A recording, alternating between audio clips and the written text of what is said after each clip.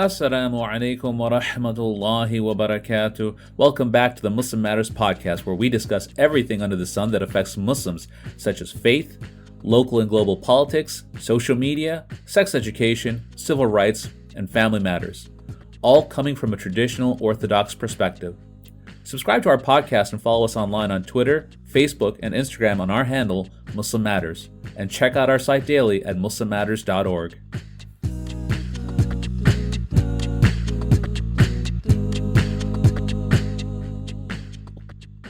Assalamu alaikum wa rahmatullahi wa barakatuh, and welcome to the Muslim Matters podcast. I am your host, Zainab bint Yunus. Today's episode is part 2 of the Happily Ever After mini-series, which will be focused on all things Muslim and marriage. Today's guest is very special. It is Sheikh Dr Hatem Al-Haj, one of the most notable Islamic scholars in the West of our time. Dr. Hatem was born in Cairo, Egypt, and currently resides in New Jersey, USA.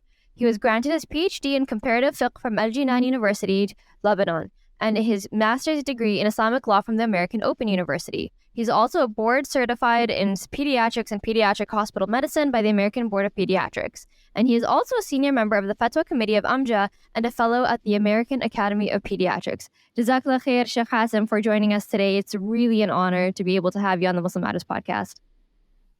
Well, you're welcome, sister. Thank you very much for inviting me. So the topic today is about the Muslim marriage crisis and Muslim marriage issues. So the Muslim marriage crisis is a term that has been flying around for years. It's only intensified as the time goes on. And there are just so many issues and questions that Muslim men and women are grappling with when it comes to getting married and issues surrounding marriage. And certainly one of the most controversial topics that constantly comes up in discussions about Islam and marriage are the rights and obligations side, and most especially the idea of wifely obedience to husbands. On one hand, we have, many Muslim men who insist that they have unrestricted authority over their wives, and on the other hand, it can be extremely difficult for many Muslim women to even fathom the idea or the concept that husbands have any kind of authority over them to dictate what they can and cannot do. So to start with, how can we begin to even address this discussion in a very healthy, holistic, balanced manner that reflects the true aims of the Sharia and, of course, encompasses all the details in the text that we have? Certainly, this discussion is timely, and we're having a marriage crisis not only within our community, but worldwide, to be honest. And that crisis is quite consequential for the well-being of our community, the well-being of our ummah. So this is a very timely discussion. And in order for us to start the discussion the right way, we have to basically identify our reference point. Our reference point as Muslims, our reference point as Muslim couples, our reference point also as, Muslim sons-in-law and daughters-in-law and mothers-in-law and fathers-in-law. And, we have to identify a reference point for all of us, for all of our relationships, particularly family relationships. The reference point has to be Islam. We're talking about Islamic marriage, and Islam provides a unity of purpose and a common background for Muslim couples. And this is extremely important to have a common background and to have oneness of purpose or in purpose. So Islam provides that for us. But what is Islam? That's an important question to ask. Islam according to whom? So is it Islamic Orthodoxy? What is Islamic Orthodoxy, and how can we identify Islamic Orthodoxy, and where can we know what Islam says? And can we know that for certain or not? These are all questions that are pertinent to our discussion, even though may not be, part of the core discussion today, but still extremely pertinent. They provide a foundation for any discussion. So Allah subhanahu wa ta'ala, Allah yabarak fiki, sister. So Allah subhanahu wa ta'ala says in Surah An-Nisa, فَلَا رَبِّكَ لَا يُؤْمِنُونَ حَتَّى يُحَكِّمُوكَ فِيمَا شَجَرَ بَيْنَهُمْ ثُمَّ لَا يَجِدُوا فِي أَنفُسِهِمْ حَرَجًا مِمَّا قَضَيْتَ وَيُسَلِّمُوا تَسْلِيمًا. Nay, by your Lord, they will not have true faith, or they will not have true belief until they make you judge in the matters or in the disputes that arise between them, or in whatever they dispute over, and have no discomfort in their hearts from that which you have decreed, or have no resistance to your decree. Certainly, Allah subhanahu wa ta'ala is addressing Prophet Muhammad sallallahu alaihi wasallam. So whatever the Prophet sallallahu alaihi wasallam had brought to us, we need to to have no discomfort in our hearts or resistance in our hearts against it. And this is important, and if we agree on this, then we move on to the next point, which is Islam, who basically defines the Islamic rulings and what is orthodoxy, and do Islamic rulings change over time, because certainly circumstances change, and world conditions have changed a great deal, particularly in the last 200 years.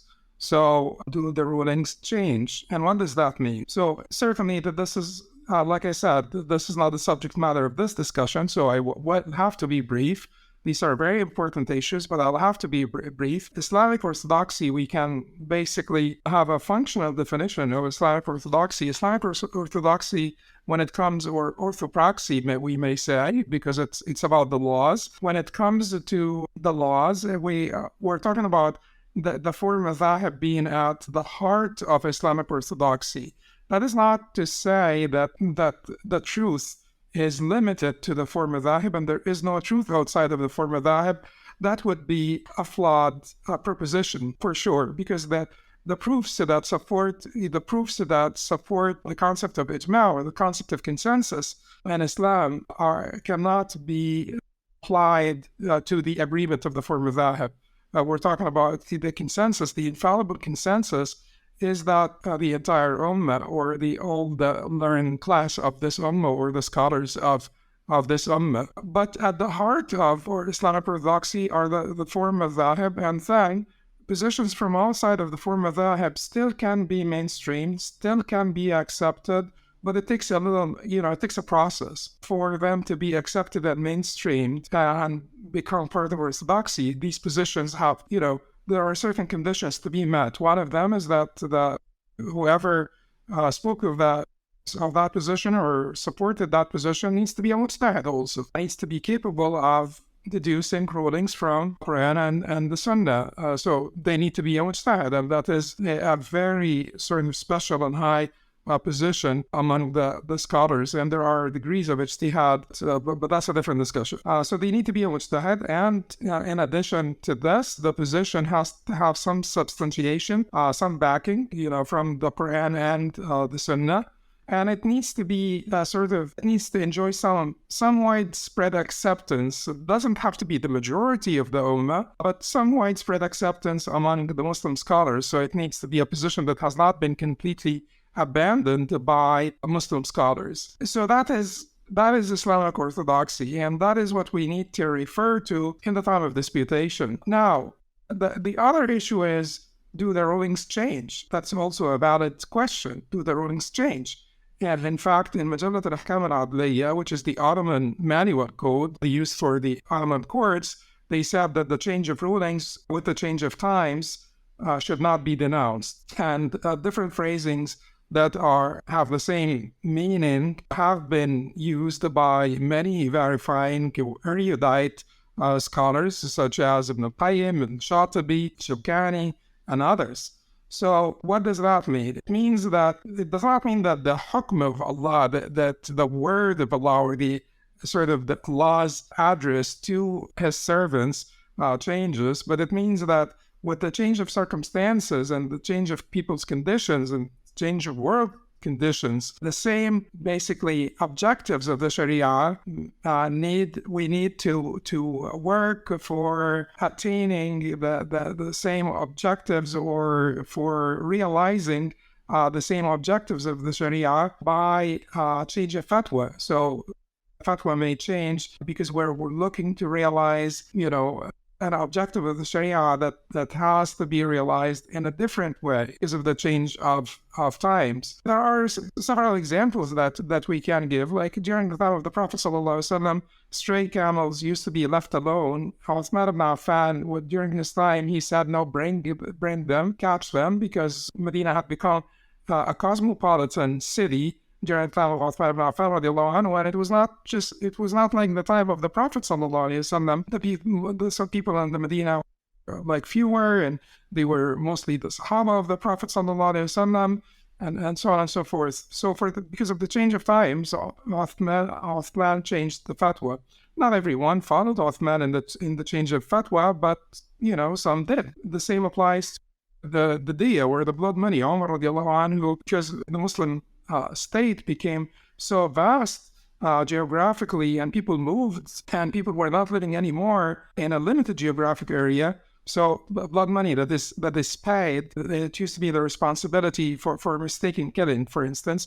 It used to be the responsibility of the aqila, which is the paternal kin. But during the time of Umar radiallahu anhu, because people had moved around, and it would be very hard to make the aqila, which may be like thousands of miles away, responsible for blood money. Umar radiallahu anhu said that it would be the responsibility of the members of the same registry. So that's a change to realize the objective. The objective here is that we are able to compensate the family of the victim. If that is the objective, that we work to realize that objective. So that's a change of fatwa.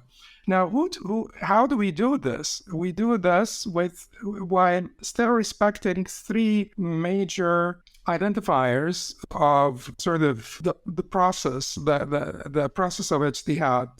One is the objectives of Sharia. We have to be always conscious of the objectives of Sharia. Two is the same hermeneutical system that have been always used. So incremental improvements of the hermeneutical system are accepted, but an overhaul is unwarranted. So we're using the same hermeneutical system that we have always used. And third, the same legal principles. And the people who do this need to be of the erudite scholars, need to be of the mujtahideen, and to add another sort of safety check, there needs to be some widespread acceptance. It would be either collective ijtihad from the get-go, or an individual ijtihad that enjoyed afterwards some widespread acceptance among the scholars. So it is a process, and Islam is a flexible religion. The legal system of Islam is flexible because it was meant to be the final religion, and it was meant to adjust and adapt to the changes in times and places and conditions and circumstances, and so on and so forth. So that's another important concept. The following one is the concept of advocacy for womankind. It is the right of women to advocate for women. This idea, I don't like the many isms. I am a little bit sensitive to or averse to a lot of isms. In fact, anytime people add an ism to anything, it ruins it, because it's about the ideology and about people start to become deaf to other arguments that they don't like, or that do not conform to their ideology, and that creates like fanaticism and so on and so forth. But do women have the right to advocate for women's rights? Yes, that's fine. Aisha did, Salama did, Asma bint Yazid ibn Sakan did. Women did speak up. They did talk about women, their issues, the issues that pertain to them. However, in order for this to be still wholesome, to be still halal, to be still good, it needs to be, within the system, using the same hermeneutics we have used in our tradition. It would be helpful when we have women scholars. More women scholars are needed. We want to have more female scholars, because they would be more aware of the challenges that women encounter and more capable of addressing them. So sometimes there are very sensitive issues that men may not be quite familiar with, relate to purification and things of that nature. So we do have, it would certainly be helpful to have more female scholars, and women do have the right to advocate for women, but we need to do this.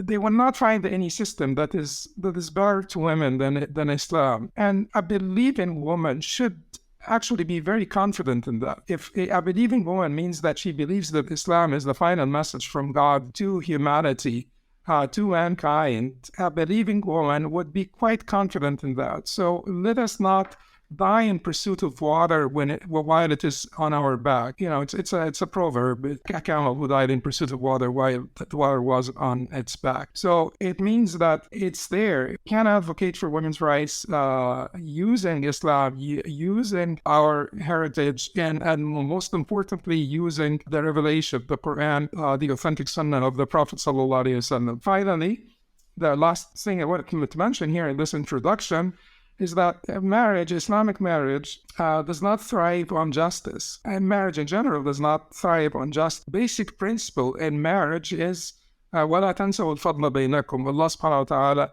said in Surah Al-Baqarah, وَلَا تَنْسَوُا الْفَضْلَ بَيْنَكُمْ. It's a longer, it's a long verse. It's a verse about, the alimony that is given to women at the time of divorce. And if divorce happened, Allah subhanahu wa ta'ala says, وَإِن طَلَّقْتُمُوهُنَّ مِن قَبْلِ أَن تَمَسُّوهُنَّ فَفَرَضْتُمْ لَهُنَّ فَرِيضَةً فَنِصْفُ مَا فَرَضْتُمْ إِلَّا أَن يَعْفُونَ وَيَعْفُوَ الَّذِي بِيَدِهِ عقدة النكاح وأن تعفوا أقرب للتقوى ولا تنسوا الفضل بينكم إن الله بما تعملون بصير. So point here is Allah subhanahu wa ta'ala said to them, when a dowry has been designated and divorce takes place prior to consummation of marriage, then the woman is entitled to half of the dowry unless she forgoes that half, or the husband forgoes, the other half and gives her the entire dowry. And Allah subhanahu wa ta'ala says to act gracious or to be gracious is closer to piety.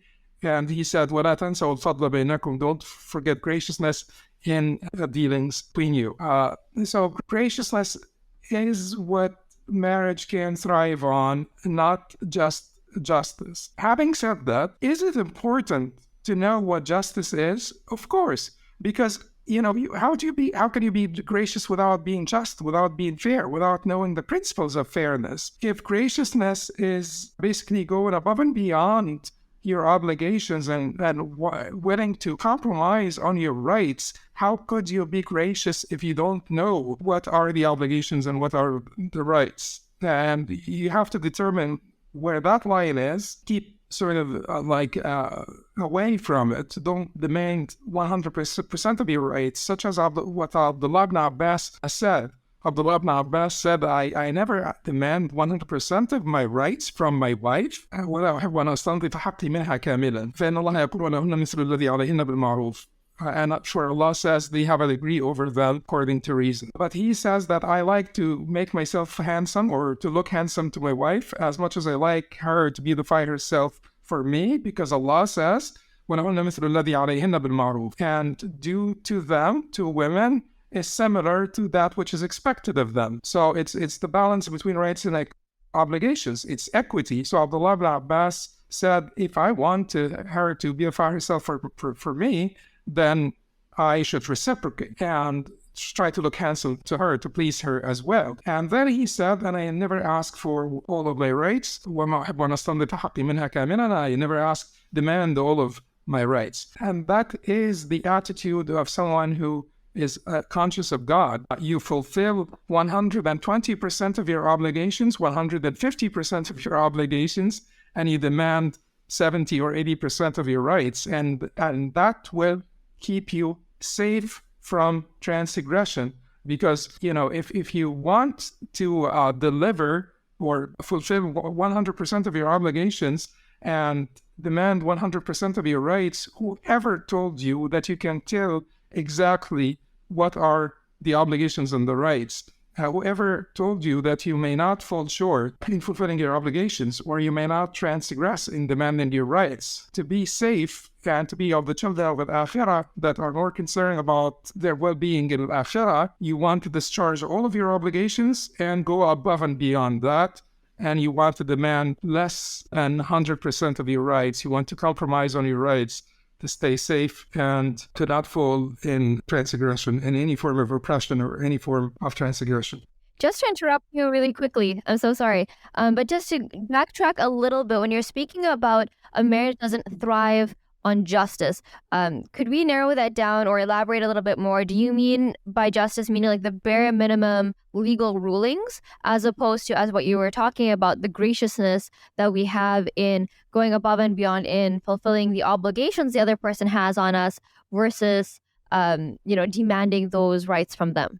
To some extent, it's allegorical, because justice is certainly the greatest thing, and a marriage would thrive on justice, but it would not thrive on justice as we think of justice. Because if you want to be just, and just, not gracious, then oftentimes, scholars disagree over what is just, right? Add to this your personal bias. Add to this the fact that most of us are not scholars. Add to this our personal bias. How could we know if we set out to be just and fair, we will often fall short and we will often transgress. But if we set out to be gracious and to fulfill, to go above and beyond our obligations, if we fall short back to justice and not to injustice. So a safety cushion, a buffer zone between us and transgression is needed. And that buffer zone is basically asking or demanding less than all of your rights and fulfilling more than all of your obligations. All right, that definitely clarifies it. Jazakallah khair for that. And just before we jump into the next section, while you're talking about, the changes in fatwa and the conditions of these fatwa to be changed, and you did mention that, female scholarship is so important and so needed, especially when it comes to advocacy of women and women's rights within a Shari'i framework. Would you venture to say that the way much of the marital fiqh discourse has been influenced in any way by the predominance of male legal scholarship that we draw upon? Okay, this is a very good question. I have to say that when you have more women involved in these forms of ijtihad, that certainly would be helpful for the cause of women. Is male bias in our heritage malicious?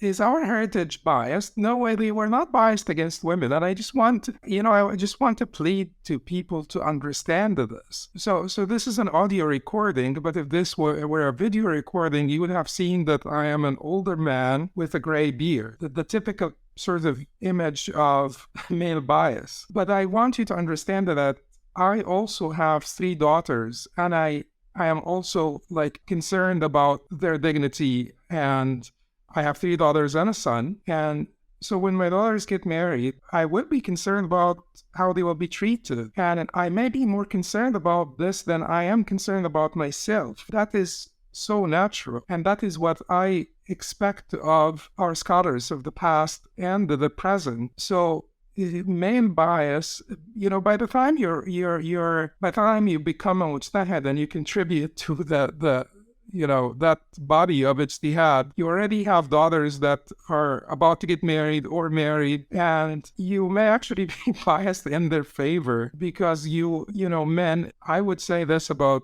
most Muslim men in general, they have sort of a lot of affection for their daughters, and they have extreme concern about them and about their well-being and about their dignity and so on and so forth. But sometimes males may not be aware of certain challenges that females encounter. So that is why I'm saying that it does help when you have female scholars. I'm going to push you a little bit further just on this topic okay, so you clarified, was the male bias or is male bias malicious from scholarship? And I think we can all agree, no, it wasn't malicious, and perhaps not intentional.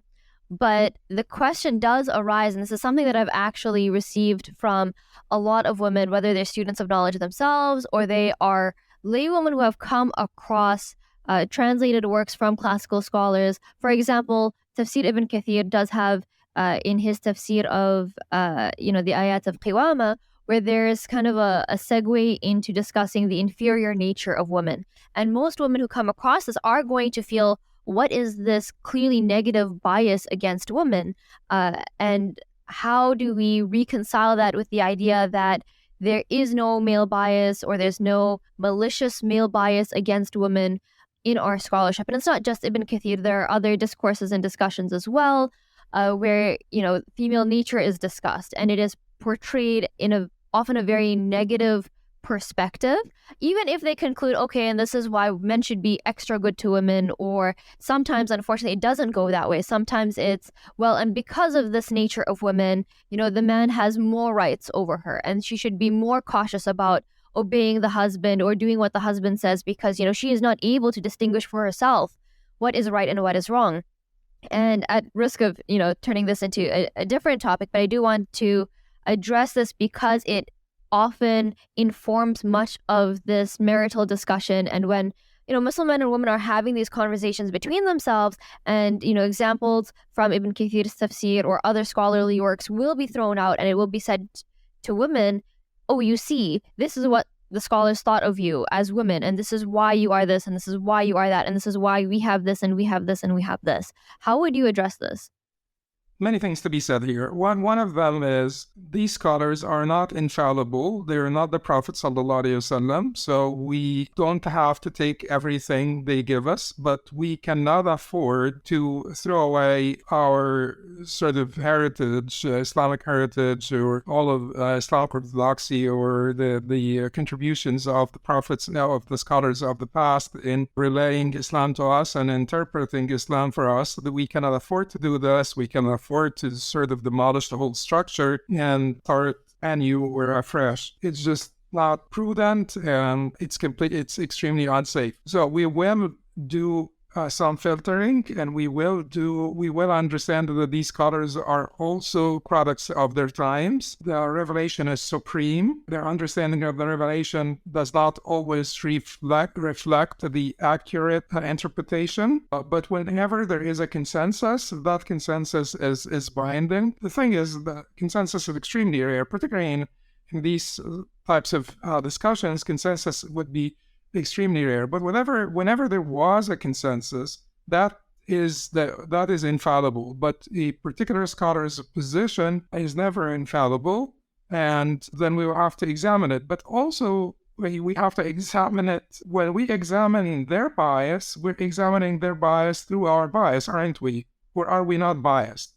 Or are we not the products of our times? Or, are we walking Qur'ans? Like Aisha radiallahu anha described the Prophet sallallahu alaihi wasallam. We have to be honest with ourselves also. We are products of our times, and we are products of our place also. Like, where do we live? It does not have any influence on us. And when it comes to the issues of women in particular, don't we recognize that there is, that men and women are equal in their humanity, but don't we recognize that there are certain faculties that where women may be stronger than men and vice versa? Imam Ibn Qayyim, for instance, when he talked about custody and when they gave women custody, and these are the scholars who gave women custody over men, and he said because they are more capable. He did not say, because he said that they may have more time, but he made this the last thing. He said that they are more compassionate and more capable. So is more compassionate,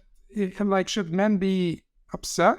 Should men be, feel insulted because he thinks that women are more compassionate, and because he thinks that women are more capable in this area? I don't think so. That also has to be taken in consideration, because we do have different strengths and weaknesses. There are differences between the two genders. Men and women are equal in the sight of God. The Prophet ﷺ said, "An-nisa'u shaqa'iqu ar-rijal," which means that men are the equal halves of women. The man is one half, the woman is the equal half. If you bring like a loaf of paper, a handful of bread, and you cut it into two halves, one half is the woman, one half is the man. That's what it means. An-nisa'u shaqa'iqu ar-rijal. Shaqiq means the sibling, but it also means the one half. When you cut one thing into two halves, one half would be that, and the other half would be the other shaqiq.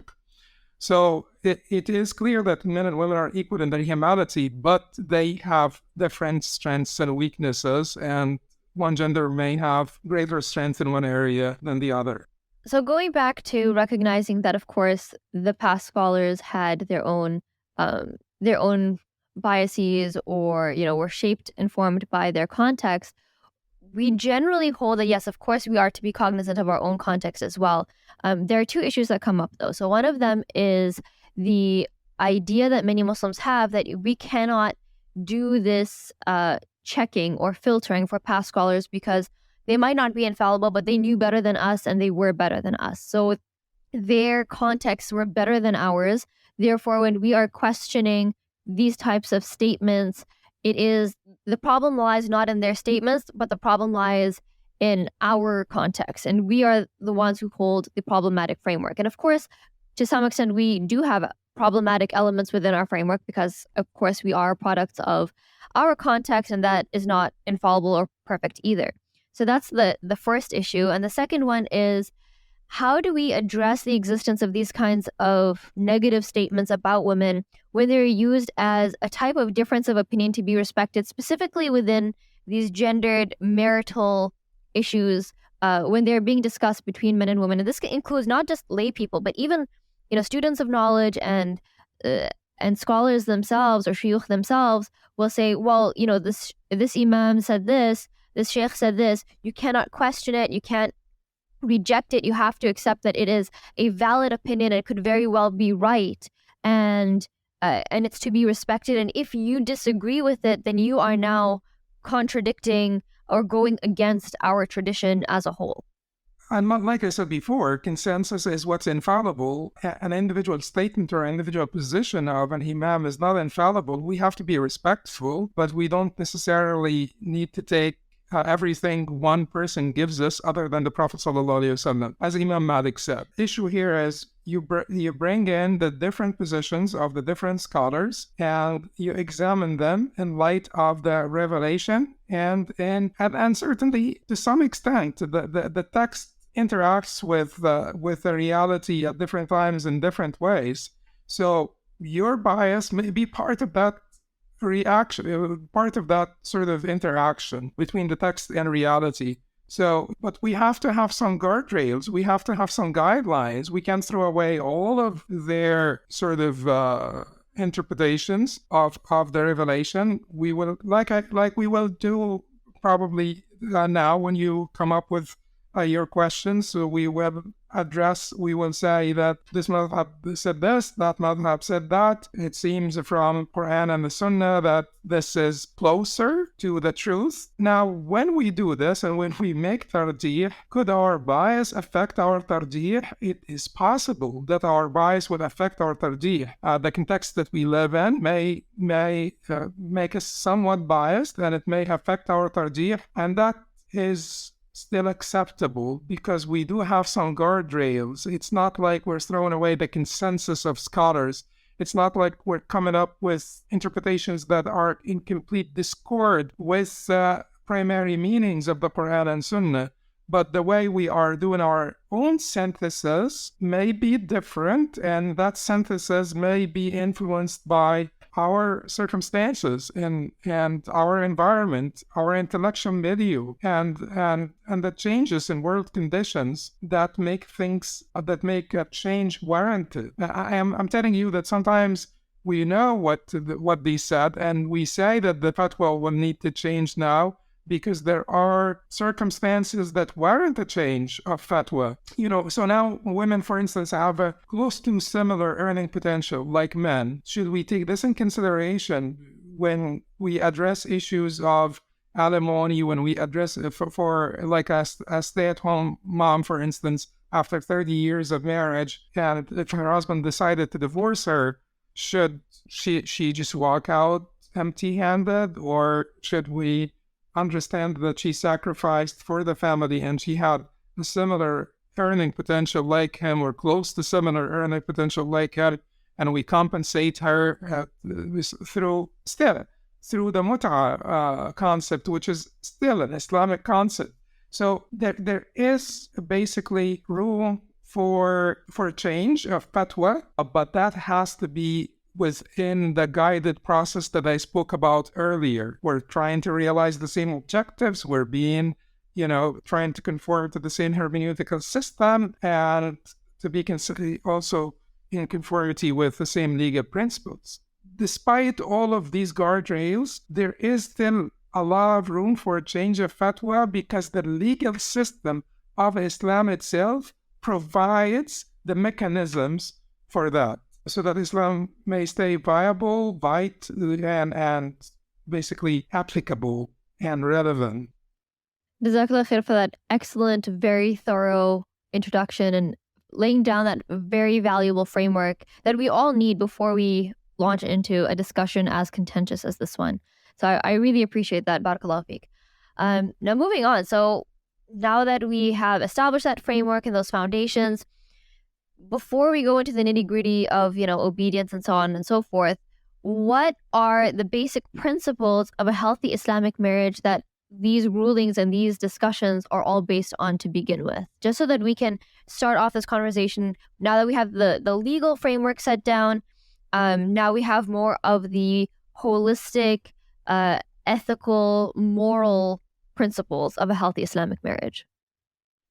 Certainly everybody will quote this verse when آياتي أن خلق لكم من أنفسكم أزواجا لتسكنوا إليها وجعل بينكم مودة ورحمة إن في ذلك لآيات لقوم يتفكرون. So it's one of his signs that he creates for you mates to dwell with in peace, or to indwell with in tranquility, and create between you and or placed between you compassion and mercy early. And these are signs for people who reflect. So tranquility, compassion, and mercy. It's like the bird that has a head and two wings, and these are three principles that an Islamic marriage should be founded on. And so during the times, people go through good times and bad times. During good times, there is compassion, there is mawaddah, there is love. During bad times, there should be mercy. During all times, there should be tranquility, and people should continue to be restrained, continue to be conscious of God, continue to be watchful of their conduct, and there should be tranquility during all times. I also talked about graciousness being the basis of Islamic marriage versus justice, because that is an extremely important concept, not only because we cannot know what justice is, but because justice also will create a very sort of legalistic relationship that may not be sustainable, and that may not weather the challenges of life. There may not be enough of repository of love and compassion and affection to be able to maneuver through the challenges that this institution may encounter. The other thing that is also important is that we understand that males and females, we understand how important Islam is for us. The family that prays together stays together, they say. And the Prophet ﷺ said, رحم الله رجلا قام من الليل فأيقظ امرأته فإن لم تستيقظ نضح الماء في وجهها ورحم الله امرأة قامت من الليل فأيقظت زوجها فإن لم يستيقظ نضح في وجه الماء كما قال صلى الله عليه وسلم. So the Prophet ﷺ in a hadith that's reported by Imam Ahmad al-Mustad, he says, may Allah have mercy on a man who wakes up at night to pray and then wakes his wife up, and if she doesn't wake up, he sprinkles water in her face. And may Allah have mercy on a woman who wakes up at night to pray and wakes her husband up, and if he does not wake up, she sprinkles water in his face. Gently and lovingly, of course.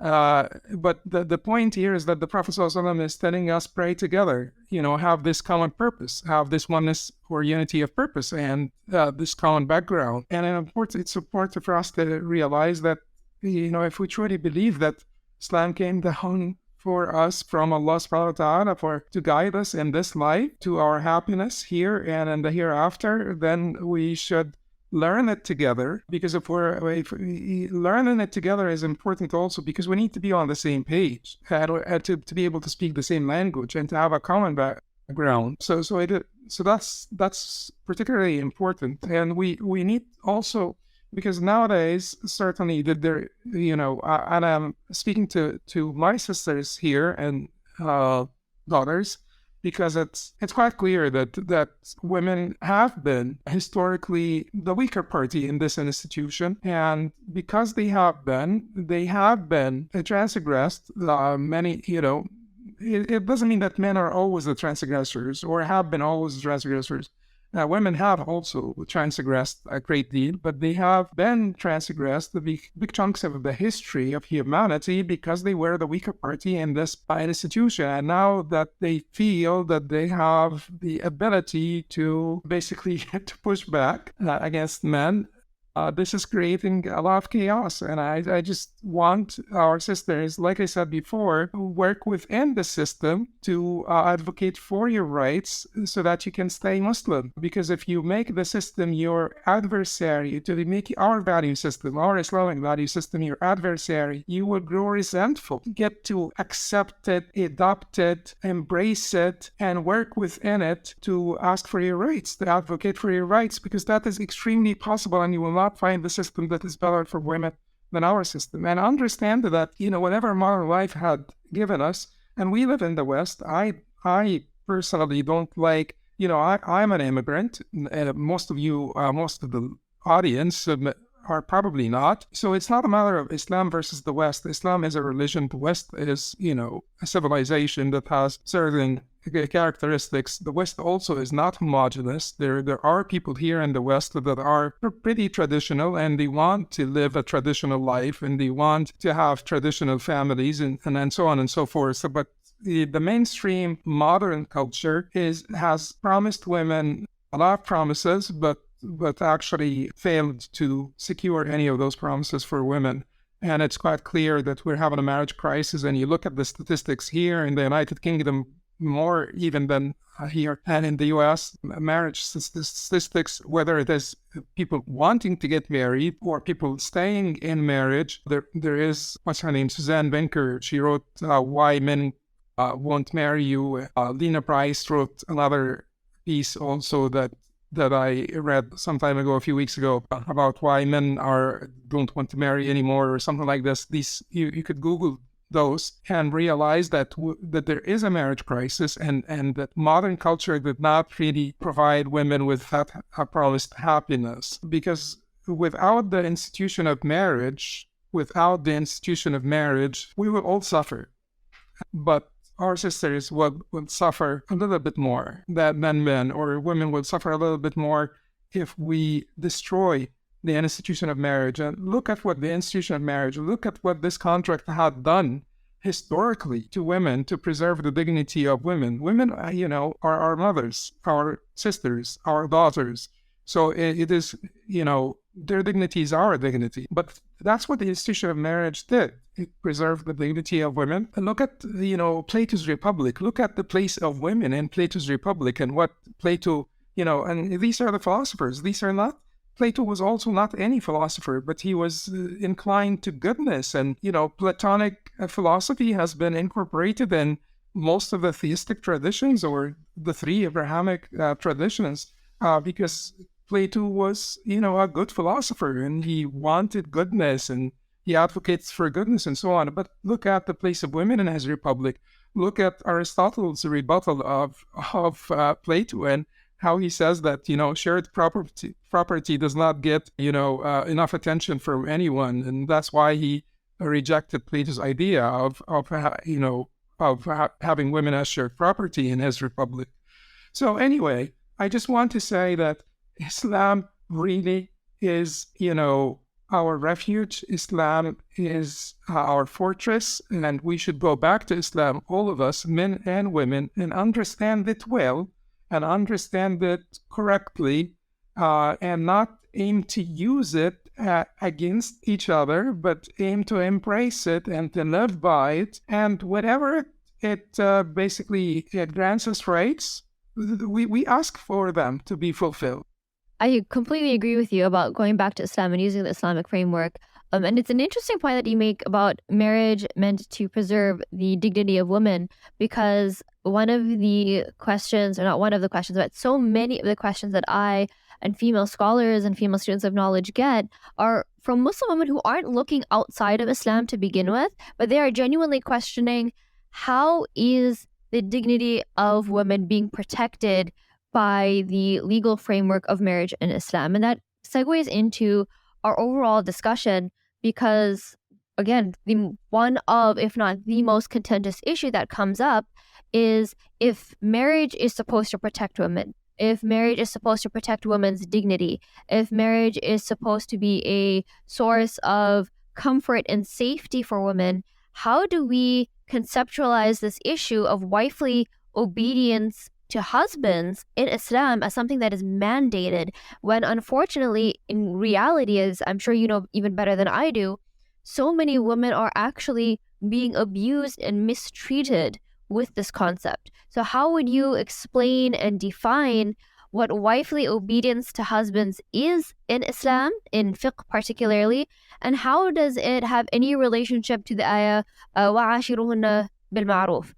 What does ma'ruf mean? Is it limiting wifely obedience? Does it give space for women to be able to express themselves or disagree or even object at times? Let's just jump right into that. Okay, sure. So wifely obedience, the first thing that we have to establish is whether there is such a concept in Islam. And yes, there is such a concept in Islam, because Allah subhanahu wa ta'ala says, الرجال قوامون على النساء بما فضل الله بعضهم على بعض بما ينفقوا من أموالهم. فالصالحات قانتات حافظات للغيب بما حفظ الله واللاتي تخافون نشوزهن فعظوهن واهجروهن في المضاجع واضربوهن فإن أطعنكم لكم فلا تبغوا عليهن سبيلا إن الله كان عليا كبيرا. So الرجال قوامون على النساء. How do we translate this? We translate this, but people translate it in different ways, and they try to capture some of the meanings of qiwama in their translations. So they translated this as the managers, the protectors, the maintainers. Men are in charge of women, protectors and maintainers sometimes, and maintainers sometimes, and both. But it is basically a position of both responsibility and authority, because they come hand in hand. I mean, you can't expect people to be responsible without giving them some authority. So if they are the protectors and maintainers, they are also in charge, and they're also the managers. So it is all of them together. But the way this, the linguistic roots of this have to do more with caretakers. It's like, Allah is a qayyum. So because Allah is the one who maintains everything, and He doesn't need anyone sort of to. The concept of qayyum here is that Allah maintains the heavens and the earth and all creations and so on and so forth.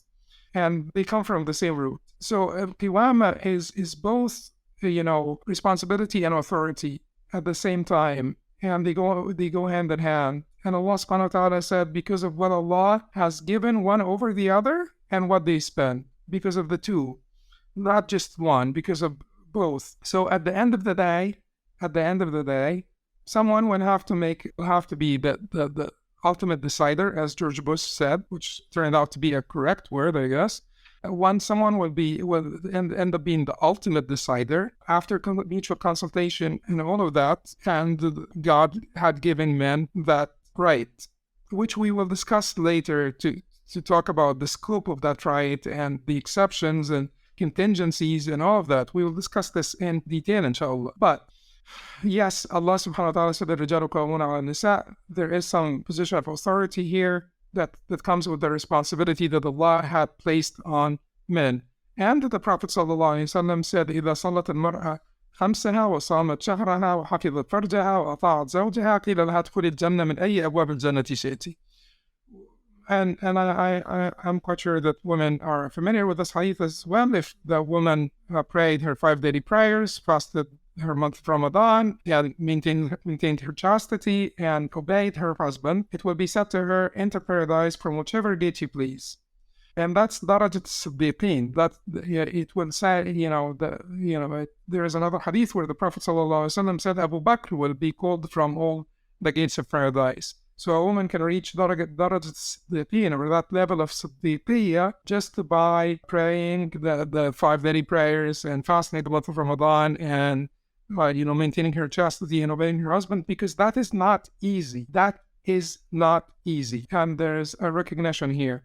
Now, ta'a or obedience does not mean like that there's like it's so like a military unit where someone is given orders all the time and someone is receiving orders. That doesn't work. And a marriage would not work like this. And most of the reasonable men, they rarely give orders, extremely rarely give orders to their wives. They may hold the right to make the final decision concerning more important issues. They're not going to tell her, I want the couch here, and I want the armchair there, and I want the this to be yellow and I want to, people who abuse that right, people who overspend, if they have like some capital, they overspend from it, they lose it. But at some point he may say, no, I think that, we should move to Kentucky because there is this good Islamic school, or there is, and certainly if there are no prenuptial agreements that we don't know, because those prenuptial agreements also would prevent him from that. If there is no such agreement, then he may say, no, I think that my kids should go to that Islamic school. And if there is, certainly after mutual consultation, after deliberation, after all of this, but at one point he may have the right, or he does have the right to say, no, I think the kids should go to that school. So that's the ta'a, that's establishing the concept in general. The concept of ta'a in general. Yes, that concept does exist. Now, there are two issues that we need to discuss. The scope, which we will keep for later, but first, ta'a in general, to anyone other than Allah and His Messenger. What does that mean? What does ta'a in general mean?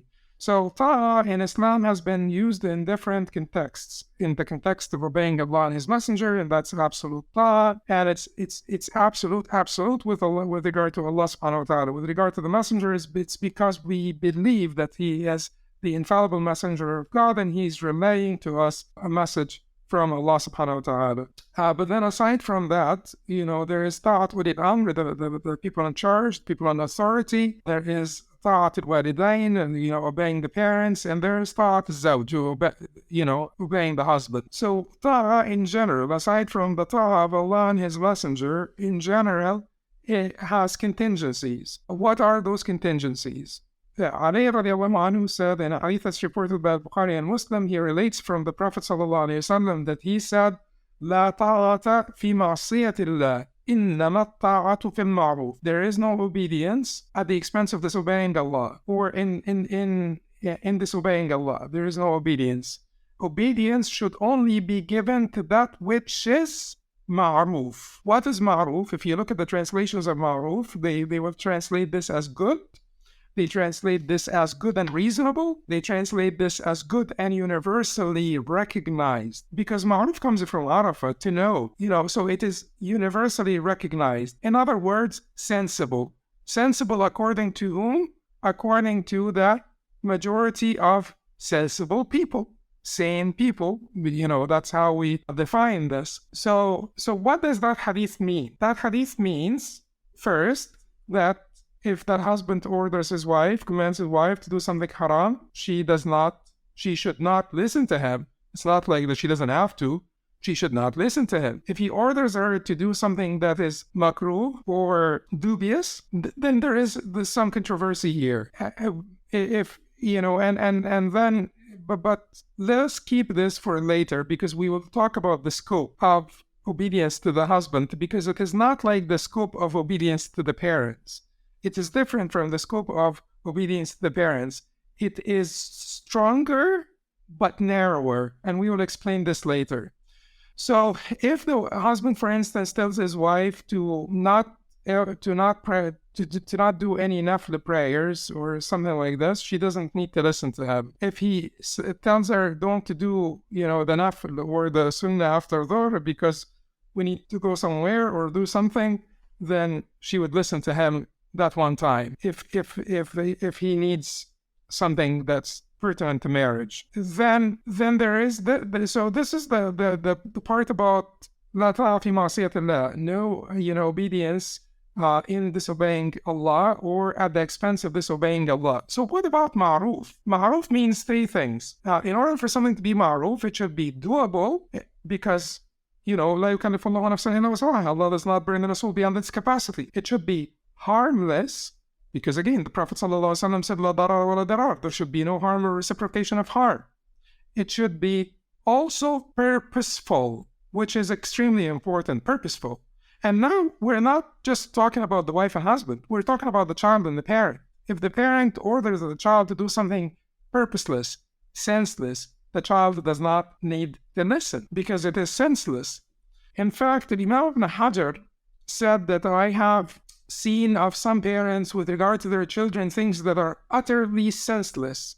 making anyone hearing them or hearing about them pardon the child and blame the parent. The same Imam Ibn Hajar al-Haytami, rahimahullah, not al-Asqalani, but al-Haytami, rahimahullah, said, if the child does not need to listen to his father, if he basically commands him to follow his madhab, for this, when devoid of a good reason, is basically foolishness. So he said, وَبِهَذَا يُعْلَمْ أَنَّهُ لَا يَلْزَمُ الْوَلَدَ امْتِثَالُ أمر والده بالتزام مذهبه لأن ذاك حين لا غرض فيه صحيح مجرد حمق إذا لم يكن فيه غرض صحيح مجرد حمق.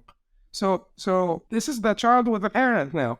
So if the parent says to the child, follow this madhab or that madhab, the child does not have to listen. If there is no point in the command, he does not have to listen. Imam Ibn Taymiyyah rahimahullah added a very important contingency here. He said that the child should obey the parents, and we're talking about ta'a in general here, we're going to come to the wife and husband later, that the child should obey his parents even if they're fasiq, and that's the clear statement of Imam, or the apparent meaning of the statement of Imam Ahmad. But then he adds, this pertains though to that which bears benefit to them and no harm to him. That which bears benefit to them and no harm to him. So in order for something to be purposeful, it has to have a benefit for the person, for the orderer, or the person who made the order. It should not be senseless. So a husband, for instance, cannot say to his wife, face the wall and raise your hands. Because that's senseless. And, many things that would not be of benefit for the husband or may cause harm to the wife, or may just have no purpose in them, these are not orders to be obeyed. I'm going to interrupt you really quickly. Sorry. But in terms of this definition of senselessness, and as you said, there should be a benefit to the husband. What if, and this is something very common, so you gave the example of, not following the same madhab just because. But if the husband, for example, says, well, no, this just makes me feel better and I prefer this, and that's it, and you don't need to have any more convincing arguments. And this is something that unfortunately it does come up a lot. Or a wife will say, this makes no sense to me. This makes no sense to my family. This makes no sense to my friends. And he will say, well, it doesn't have to make sense to you because it makes sense to me. And this is my reasoning. And often it can be boiled down to, this is just what I want. And that's it. And you're my wife, so obey me. And it can be anything from something minor to something more serious. And we will come to more specific examples as well, I think, afterwards. But even this definition of senseless, or there's no point to it, can often become a point of contention, both with, not just within a couple, but even if they take it back to their families, for example.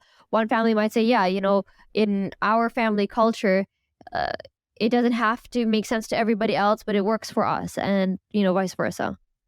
We would have two things to answer. One of them is this order, because we've talked about ta'a in general, and we've talked about ta'a to those that have a position of leadership in general. Aside from Allah and His Messenger, there are contingencies. Those contingencies should not be ma'asiyah. They should not ask you to abandon, even a sunnah all the time. It's controversial whether they can ask you to do makruh or something that's dubious or not. But it should also be, harmless. It should be doable, and it should be purposeful.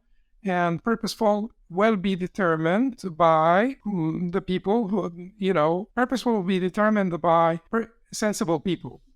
And we may come to discuss this in greater detail after I address the issue of the scope of wifely obedience, because the scope is important. So now that we have said that these are contingencies that apply to any ta'a or any obedience to any authority figure, particularly those who are in charge, those who are authority, parents, husbands, and so on. When it comes to wife and husband in particular, because the wife is not the child of the husband. And although many scholars have stated clearly that haqq al-zawj, or the right of the husband, supersedes haqq الوالد or the father or the mother or the right of the parent. That is correct if there is a conflict, because now this is a new family now.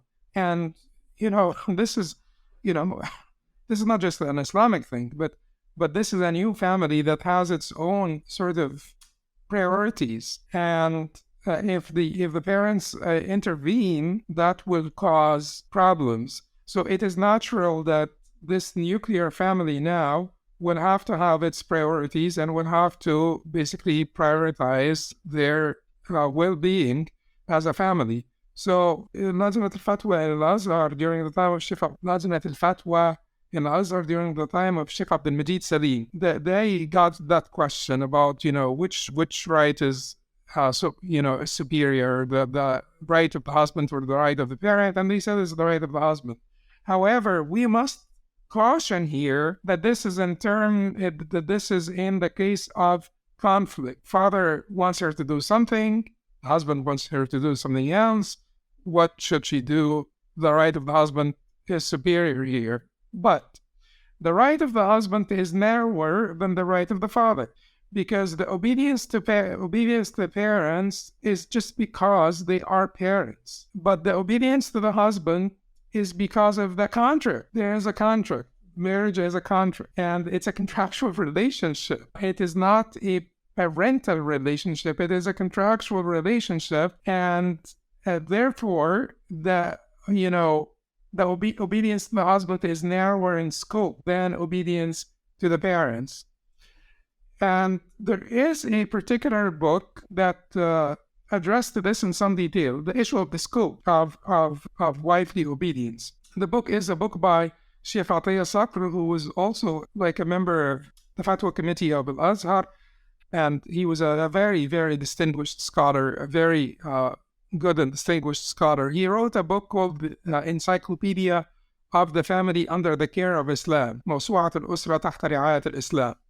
And in this book, he mentioned that the scope, that there could be 4 ways to imagine the scope of obedience, and he mentioned scholarly statements that support each one, but not each one of the 4, but each one of the 3. One, he said we should completely discard, which is the cultural perspective that the wife needs to obey the husband all the time. You just throw away that because that's not, senseless. But the 3 that he said can be supported by scholarly statements are 1, and going from the widest to the narrowest now. 1, she should obey the husband in everything, that is good and reasonable. Just like the hadith says, good and reasonable.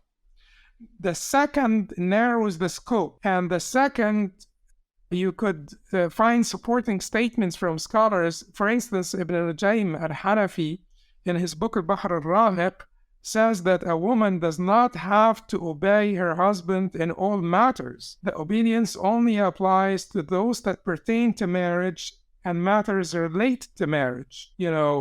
إنما ذلك فيما يرجع إلى النكاح وتوابعه. إنما ذلك فيما يرجع إلى النكاح وتوابعه. So matters that, that pertain to marriage and related to marriage. So that's sort of a little bit narrower. The narrowest is supported by several statements by Imam al-Nawawi, rahimahullah, where he clearly said in several places of Sharh Muslim, his commentary on Muslim, that a wife, that the obedience that is completely binding, although he does mention that good women have been obedient and much more than that, and have always, been extending their obedience and their service to their families and their husbands, much more than that. But he said that when it comes to the contract of marriage and what the contract makes binding on women, obedience applies to 2 areas only. 1, his right to intimacy. 2, leaving his home. She has to seek his permission to leave his home, and he has the right to intimacy, certainly with certain exceptions that we may discuss if you want. But that goes back, we go back now and say that when the husband tells the wife, do this, and the wife says it's not sensible, we have to first ask ourselves, does it apply to marriage, or is it just an order that doesn't have anything to do with the marital relationship and the family life? We said that there are three different sort of levels of obedience here. The one in the middle, the one we will discard. 3 we will keep with us. The one who wants to be the ideal wife, the greatest wife, is the one who will just obey her husband in all things, as long as she will forget about the scope. She'll just obey her husband in all things, as long as the command is good and reasonable. The second level, which is the middle level, she will obey her husband in all things that pertain to family life. The third, which is the narrowest and the most binding, obey him with regard to 2 matters: the right to intimacy and not leaving his home without his permission. So if the woman chose that she would obey only with regard to the narrowest scope, which could make life a little bit more difficult, but she would not be at fault, at least according to some of the Muslim scholars and part of our heritage. Then if he gives her a command that does not pertain to these issues, she may say, well, I don't have to listen. But if, let's say, he tells her to brush the kids' teeth every night before they go to bed, does this fall under, right to intimacy and, not leaving his home without his permission? No. Does this fall under family life? Yes. So if she decided that she will obey within that sort of category, then is brushing the kids' teeth every night something most sensible people would find good, would find reasonable? Yes or no? Then we have to determine if the answer to this is yes or no. But if there is dispute, then we have 5 different levels to determine the right answer. One is Shara. Does the Shara address this issue? And did the Shara tell us what's good here? If not, we have something called the Shart. If there is a prenuptial agreement about this to determine what's right, Shart. المسلمون على شروطهم. Muslims are bound by their conditions, except for a condition that makes halal what's haram and haram that's what is halal. The third is an urf, which are customs, people's customs. There is a legal principle that says ما لم يحدده الشرع يرجع فيه إلى العرف. That which is not specified by the Shara should be determined by people's customs. Okay, that didn't work. Then we have a sulh, which is basically reconciliation through arbitration.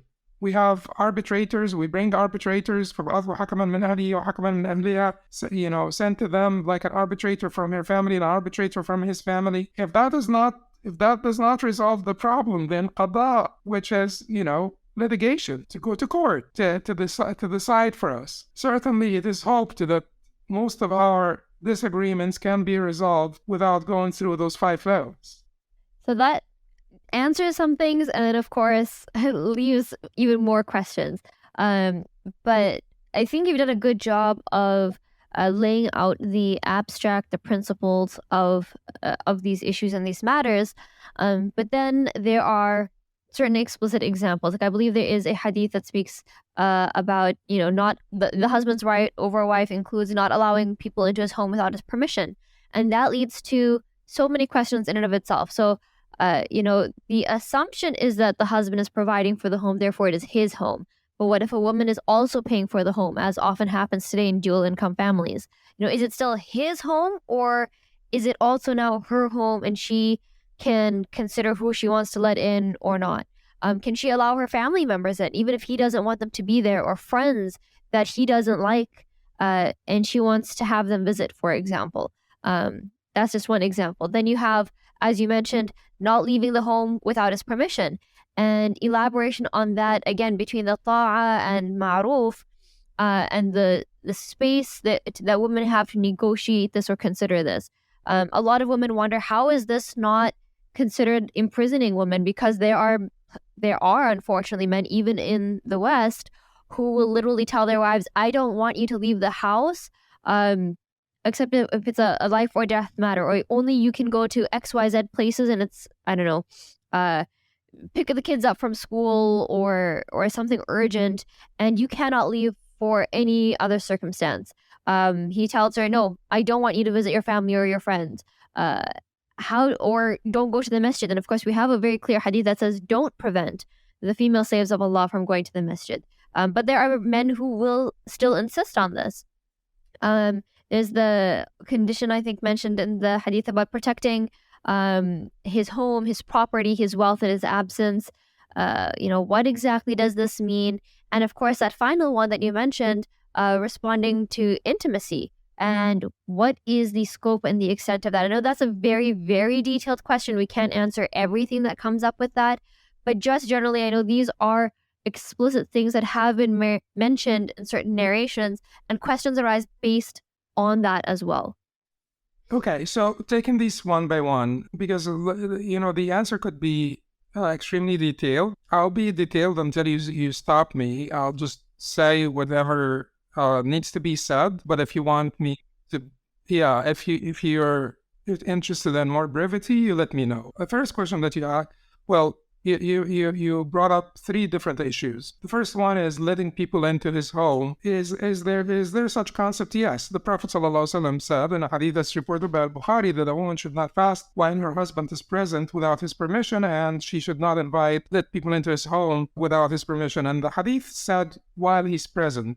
So some of the scholars said that this is while he's present, because if he's present and he doesn't want certain people to come, then they will cause disruption, and if he wants to be with his wife alone, then she should not be inviting people to disrupt their sort of time together. What if he is not present? Should she be able to invite people into his home? Generally, yes, because that's the law for that. She should be able to invite people into his home without a problem, unless he says that I do not want this or that person to come into my home or to be let into my home. Then in this case, she should not. But there are still some contingencies here. One, can he say to her, I do not want your parents to come? According to the majority of scholars, no, he cannot. So the Hanafis have two different positions. It seems that the stronger position within the Hanafi madhab, and that's the position of the Maliki madhab, he cannot prevent his parents-in-law from visiting once a week. He cannot prevent other maharim from visiting once a year, they say. But that also is something that is based on culture and based on certain expectations they had in those times. But the bottom line is they said that he cannot prevent her from bringing in her parents-in-law, her other maharim, which is non-marriageable kin, and certainly he cannot prevent her from bringing in her children from another husband. They said daily even. So they said daily for the children from another husband. They said weekly for the parents, and they said yearly for other kin, non-marriageable kin. The Hanbalis would agree, and they say unless she's causing, that the person that's coming in is causing fitna between them. In this case, he can basically prevent them from coming if they're causing fitna, and this could be escalated to qada and court and so on and so forth. But if this is escalated to the court, the Malikis would come back and say, if this goes to the court, that the Malikis would come back and say, if the court finds a good grounds for his claim that this person or that person is causing fitna between him and his wife, then the court will basically allow them in still with a sort of a chaperone or some escort, some sort that may be paid by the visitor, not the husband. But if the court finds no grounds for the husband's claim and it's just a claim, then he would pay for that escort. So that is, people visiting her. Now, you mentioned something about, paying for, paying part of the rent and being a co-owner. Many people will think that this does not cause any wrinkles or problems. In reality, it actually does. Many people would say that this is still his home, he's still the husband, he's still the head of the household. But it is not, it's not completely without problems here. One problem is, if this was not his home and her home, like she's paying fully. Imam Nawawi said, for instance, that the reason why the wife cannot let people into his home, he said something that could be understood to mean, or was understood by later scholars like Ibn Hajar al-Qurtubi, Imaman Kabiran, Ibn Hajar al-Asqalani and Qurtubi, the one who wrote a commentary on Muslim. He said that the Nawawi may be understood to mean that she cannot let people into his home because it is his home. He owns it. And if he doesn't own it, then it does not apply. Ibn Hajar and Qurtubi disagreed, and the vast majority of scholars would disagree. But at the same time, if we have a joint ownership of the home, or she is considered from an Islamic perspective, it's called joint ownership, or, milk ala al-masha' between them, which is basically each one of them is non-possessory co-owner or co-tenant. Each one of them does not have the right to dispose of or to make any decisions regarding the property without the consent of the other. So she can cause him problems also in this case, because they have joint ownership or they are non-possessory co-tenants. So she may also refuse or deny him the right to bring in his guests. So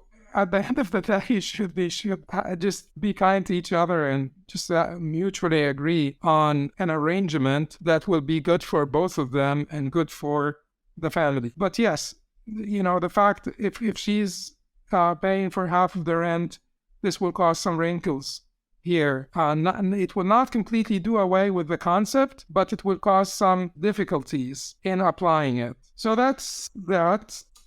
You also talked about she going out, like that she cannot leave his home without his permission. Now, there are exceptions here. She cannot leave the home without his permission. What are the exceptions? One, Sheikh Zakaria al-Ansari, rahimahullah, said that she can leave without his permission to go to court. Because if she wants to complain against them, to go to a mufti, to earn a living if he's not maintaining, so he's supporting her or maintaining her. And we can add to this, go to the doctor if there is like a real need, healthcare. And the scholars also discussed, her visiting her family members. Can he prevent her from visiting her family members?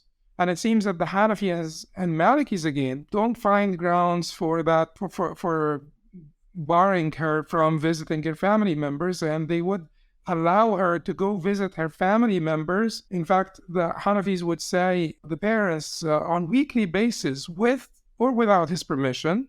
So it's not contingent on his permission to visit their parents on weekly basis. So Hanafis and Malikis in this regard would both say that she can go without her permission to visit her parents. They would also say that she can go without her permission to visit her non-marriageable kin once a year. But like I said, these are also issues that's how often people would visit during their times. And now the last issue here, I said before, and this is something that needs to be repeated. There is the shara first, then there is the shart, which is agreement. And I think that men and women need to invest some time before they get married in discussing many of those issues in some detail and agreeing on sort of, and then the woman needs to, if she is really quite passionate about some of these issues and she is concerned that her husband may not be flexible enough, then she can make these conditions in the contract. And conditions will overrule anything, in that regard, unless the condition itself makes halal haram or haram halal. But if she makes it a condition that she will go to work, that is a valid condition. Hanbalis in particular are basically the most flexible madhab in terms of the conditions that the wife can stipulate in her marriage contract. They would allow her to make any condition that is of benefit for her and that does not make haram halal or halal haram. They even said that she can make a condition against polygamy, or she can stipulate in the marriage that if he decided to marry a second wife, that she would have the right to separation. And they allowed her to make that condition. The three other madhab did not. But the Hanbali said there is a benefit for her in this condition, and that condition does not make halal haram. It didn't make it haram. It just made it restricted for him while married to her. But if he insists on going out and marrying a second wife, all she asked is to be released from that marriage. She did not stipulate that the second marriage would be haram. She just said, if you do, I need to be released. So, many of these things, can be discussed prior to marriage. And if the wife feels or potential wife feels particularly passionate about some of these issues, stipulate them. Make it clear that you have those demands. The last part, or the third issue, we talked about not letting people into his home without his permission. We talked about not going out without his permission and the exceptions there. And that last part is about intimacy, and that is extremely emphasized. And I'm just, people need to know that, like I said before, that just read why men are not getting married anymore in the mainstream culture, because they're getting what they're looking for without marriage. We do not want to destroy marriage. Destroying marriage will be more harmful to women than men. It will be harmful to both. It will ruin both, and it will ruin the society, but it will be more ruinous to women. So the issue of intimacy, the emphasis the Prophet ﷺ placed on this issue, the husband's right to intimacy, was great emphasis. And honestly speaking, the legislative miracle of the Quran and the Sunnah is one of the things that give me the greatest iman boost, you may say, because you do see the wisdom of these teachings. And the older you get, the more experience you have, the more wisdom you find in these teachings. Imam al-Ghazali, actually, in Munqidh min al-Dalal, he spoke about the miracles and the cumulative growth of iman because of coming to learn about the deen and the wisdoms that are spread out through the teachings of the Quran and Sunnah and so forth. So many people would find a lot of solace in this, and they would find certainty, and they grow their certainty by learning these things.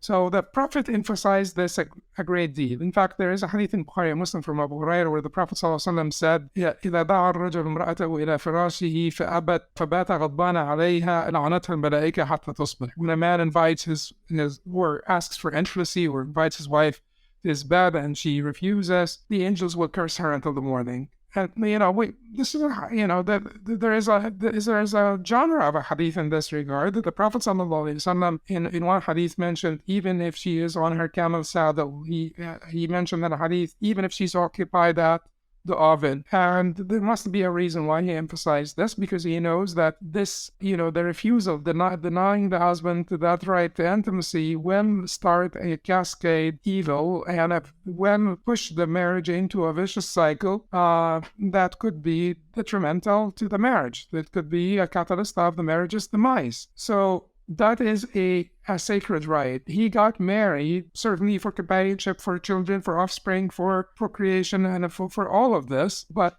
this is a major part of why people get married. Now, is this right that's absolute, that doesn't have any contingencies? No, it does have some contingencies. There are many contingencies, but we can categorize them under three headings. One, he must have fulfilled his side of the contract. Also, he must maintain his wife, and if he does not spend on his wife, then he did not fulfill his side of the contract, and she's not required to fulfill the side of the contract. And in fact, the scholars talk about that sort of reciprocation. Certainly, that does not mean that whenever the man gets a little bit, encounters some difficulties, then the wife should sort of withhold that from him. Hopefully our marriages are much better than this, and hopefully our men and women are much better than this, but we're just talking about the bare minimum here. We're talking about the skeleton. We're talking about the bare bones here of rights and obligations. We're talking about the legal aspects of this. We're not talking about courtesy and kindness and graciousness, which we started the discussion by saying that marriage would not thrive or survive without them. But if we're talking about rights and obligations, yes, she's not required to fulfill that obligation if he has not fulfilled his obligations.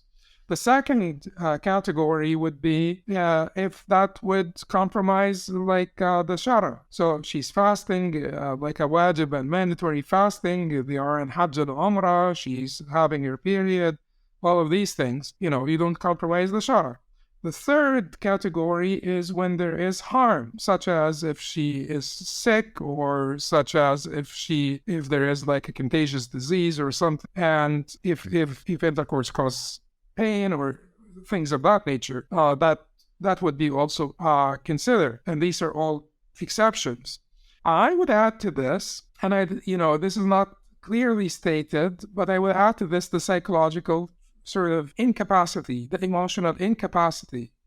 Certainly, we have this beautiful story of the female companion that whose child died, but she kept that news from her husband, who was coming back from a long trip, and so on, and they were intimate that night, and then she told them in the morning.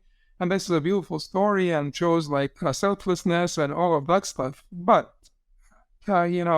realistically, not to say that this was not realistic, but we're talking about us who are not as good. If her mother had just died, she may not be emotionally capable of this. This may cause her incapacity, and it's between her and Allah subhanahu wa ta'ala. If she's unable to do this, then that's between her and Allah subhanahu wa ta'ala. But these are the exceptions that are mentioned by the scholars. These are all the exceptions that are mentioned by the scholars, and I added to them the psychological incapacity, and this would be deduced from some of what they said, deduced from the fact that psychological harm is harm, and the hadith of the Prophet ﷺ, "La darar wa la dirar," there should be no harm or reciprocation of harm, would apply to extreme psychological incapacity or emotional. So to jump in on this element of psychological distress or emotional harm, a lot of people would argue that is very wide and that could be applied in a lot of ways. And there could be tension in terms of how a woman would consider something to be emotionally distressing or psychologically harmful. Now, here's an example of a situation that I was presented with just very recently, where there was an argument between the husband and the wife, and it wasn't made clear to me, how severe it was or not. But she essentially felt that, so there was the argument, and he approached her pretty much immediately after, saying, "This is my right, and you cannot turn me down." And she felt very hurt and as if she's being used. And so she was asking, does my emotional state here not count for anything? Do I have no say in this? And it's not that she's going to withhold forever. It's not even, some people might say, oh, well, it's weaponizing sex, but many women would say, no, we're not weaponizing it. We're just genuinely not in the place to be open to this in a manner that's not distressing or harmful to us because of this context. What would you say to that? The idea here is psychological harm needs to be sort of significant harm that would lead to incapacity, not just to being upset, not just to being irritated, but incapacity. I give the example of, someone who received news of their mother's death, for instance, may not be capable of things like that. But if there is an argument, it's quite unbecoming, unbefitting of the husband to ask for intimacy before he resolves the argument. Allah subhanahu wa ta'ala says that we should basically have the right approach, and that was explained by mulatafa, or being joyful and kissing and hugging and things of that nature as the right approach to intimacy. And some people don't do this. The Prophet ﷺ rebuked the people who would beat their wives in the morning and come later in the day to hug them or have intimacy with them. He said one of you beats his wife like he would beat his stallion, and then he would come turn around and hug her. So he was pointing out the sort of the awkwardness of this behavior, and it is truly a very awkward behavior. And most sensible men and most decent men, I would say here, decent men would not. I wouldn't like decent, sensible men would not do this. However, if she diffuses the tension by agreeing to intimacy, she may actually change his heart. She may actually really transform him by showing him that, her commitment to the dean, her commitment to the marriage, she may be able to transform him. Now, at the end of the day, if this is a person that is not worth, that she had grown resentful of, and that it's a marriage that is not worth keeping, then there are ways to get out of this marriage. There are ways to get out of this marriage. The final word is, if she is incapable, like psychologically completely incapable, like this is causing her real hard, and she knows that, and she can answer to God about that, then that's a different story. But I would urge, like the sisters, to realize that this is not helpful. Like denying their husband's intimacy is not helpful. Is destructive to the marriage. And just as much as, and I'm not saying that this is for that or this is in exchange for that. I'm not saying that marriage is way beyond this, but the husband's obligations also do not drop because he's upset. Like, it's like, it's not like he's going to say, I'm not going to work, I'm not going to provide for the family because I am upset. He would not be allowed to do that. So sometimes we sort of commit to our obligations despite our discomfort, and it is up to that we will be rewarded for this. And it is up to that this behavior, when being in and of itself, transformative to the other party. I will push back a little bit on that just to say that, again, common sentiments that are shared are, well, no, it doesn't lead to appreciation or, transformation of the other party. It actually just leads to more entitlement or enablement of this attitude where, it doesn't matter how she feels. Now, you mentioned the bit about, if she feels comfortable, being held accountable in front of Allah, and she truly feels like, this is distressing enough that if I say no, it's not out of just being petty or spiteful or whatever. It's genuinely going to be harmful because, of course, psychological distress is not something that necessarily everybody can measure the same way. Putting aside the situation of, a death in the family, as we know, there can be many different tense situations between couples. Maybe it's not an abusive situation in and of itself, but, some unhealthy patterns have emerged, or there's a serious issue that has come up, and, one party or the other may be at fault. But when this situation arises and she genuinely feels like, I cannot do this, and he might use that hadith, okay, well, the angels will curse you then. And would she theoretically be able to counter, well, Allah knows that I am in such a state, it would genuinely be harmful to me, and I'm willing to stand in front of Allah and answer for this, basically. Essentially, it would be a stalemate. But would you say, there's room to have that kind of perspective?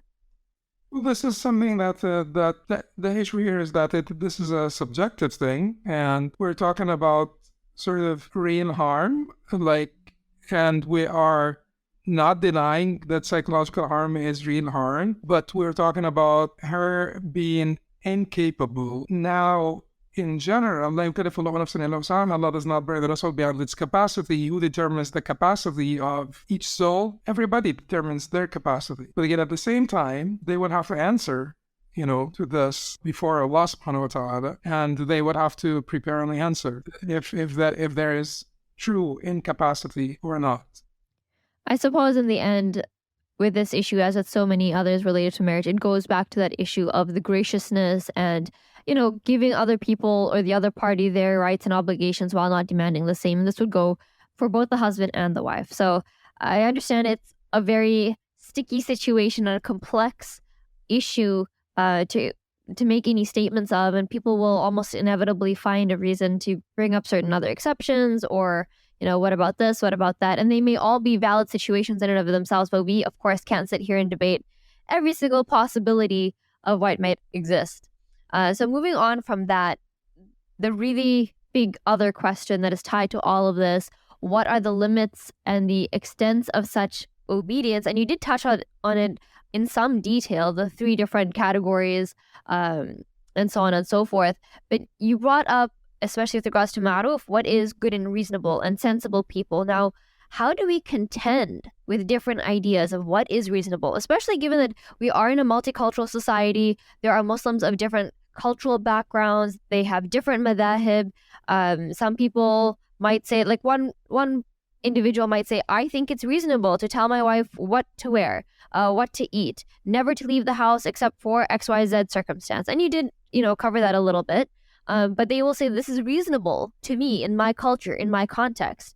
It's reasonable to make my wife say, serve my parents every day, even if she doesn't want to. But this is normative in my background. And I think it's reasonable, and I can pull out, X number of people to say, yeah, this is reasonable. And somebody else might say, none of that is reasonable. And these kinds of cases, these discussions come up very often. Those of us involved in our communities are very aware of scenarios like this, even though it's not, statistically recorded.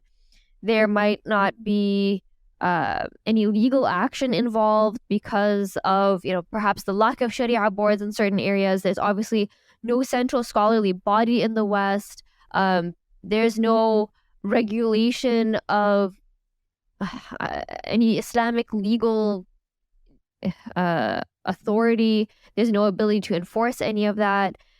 There's just, these are very complex community and cultural dynamics. How would you recommend, thinking about this or approaching this discussion? Too many questions. Let me say that concerning the last segment of our discussion, the idea that an abusive husband will be reformed by denying them intimacy is also like a wrong idea. And our discussion about the issue of intimacy, and look at this discussion against the backdrop of an abusive husband would be incorrect, because for an abusive husband, the wife should make sure that she'll try to work it out. But if this husband is irredeemably abusive, then to exit from this marriage would be the right course of action, not denying intimacy. It's complete exiting from the marriage, because denying intimacy would make the husband more aggressive or push him into being promiscuous. So at the end of the day, that, I have neither one of these two options would be in her favor or her best interest. An abusive husband that is irredeemably abusive should be left, and a marriage like this should be terminated. That's ideal to say, and perhaps I'm being a little pedantic here, but we have in the UK and Australia in particular, it's very known that when women try to seek exiting from such abusive marriages, particularly from Sharia courts or Sharia boards, they're very often actually turned back and told, no, you don't have recourse to leave. Even if it's, physical violence, there's evidence of physical violence, and they will say, no, the better thing here is, stay for the sake of the children, or whatever other reasons are given. And be patient, because then he'll change after that, or just wait it out, because, he won't always be abusive. Eventually he'll become an old man. He won't be able to hit you anymore. And unfortunately, these are very real answers and very real cases that are given to women who are, again, seeking to exit these marriages. And they're told they have no Islamic recourse. They will be cursed if they try and leave that marriage. They don't have the right to, obviously, the husband has to give the talaq or give permission for the khula. The board itself is not willing to give a fasakh for this situation. So she's essentially stuck in this situation, and there's an abusive man. She can't get out, and she's in a situation now where sometimes she might be able to push back and say no and deny intimacy, and he might be angry, and he might continue, and he will continue to be abusive regardless. But for themselves, just being able to know that I'm not going to be punished by Allah if I if I refuse in this circumstance? And I know it's complicated, but I would like to know your perspective on this. Keep in mind that, like AMJA, the Assembly of Muslim Jurists of America, put together a family code, which is, sort of, this would be called Qanun al-Ahwal al-Shakhsiyya in Muslim countries, which is family laws. And you could easily sort of Google this, AMJA family code, and it will come up. And in that family code, we did state clearly that the wife would be entitled to khula even without proving abuse, even without being able to prove abuse. If she is able to prove abuse, she would be entitled to court-enforced divorce. But if she's unable to prove abuse and the reconciliation is not possible, then she would be entitled to khula if she's determined to terminate the marriage. And I hope that many imams here in the U.S. follow the AMJA family code. Many imams elsewhere, whether they follow AMJA family code or they don't follow AMJA code, they follow that line of thinking, and they would not basically keep a woman against their wish in an irredeemable marriage. So anyway, that was AMJA's contribution to this matter, and I hope that this would be the right way of addressing those issues, because staying in like a terrible marriage may not be the right answer. A terrible, irredeemable marriage will be toxic and destructive. That does not to say that she will not get rewarded if she was patient because of her children or because of something else. We ask Allah to reward her, and we ask Allah subhanahu wa ta'ala to give her strength and go give all those women strength and patience and comfort and fill their hearts with contentment and hope. But at the same time, there is a way out that should be utilized by those who are in dire need for it. Going back to the issues of what's reasonable, and somebody thinks that he can tell his wife what to wear and what to eat and so on. You can't even. The Imam Taymiyyah rahimahullah said that a parent may not, does not have the right to command his child to eat something they don't desire. And the child is not obliged to eat something they don't desire because of the parent's command, because that's also senseless. If the child ate it to please the parent, the child would be rewarded. But if the child did not, he would not be blameworthy. And if this is the child, as we said before, the scope of wifely obedience is narrower than the scope of, parental rights and so on. So that's one thing. The second is there is a disagreement within the Shafi'i and Hanbali madhab. There is a disagreement whether a woman has to follow her husband. Like if a woman believes that something is makruh and the husband believes it's haram, can he force his opinion on her? There is a disagreement within the madhab, and the Imam Ibn Qudama in his book Al-Mughni gave the example of a woman who believes that certain drinks are not haram. This is like the disagreement within the different madhab. Certain types of drinks are not haram, while the husband believes that those drinks are haram. Can the husband, force his madhab on her? And there is a disagreement. Some of the Shafi'i and Hanbali scholars said yes, some said no. And I believe that he should not, because matters of worship and matters of devotion to God are not directly pertinent to marriage. The last part, which is serving, it seems that the majority of the scholars in the form of Dhahab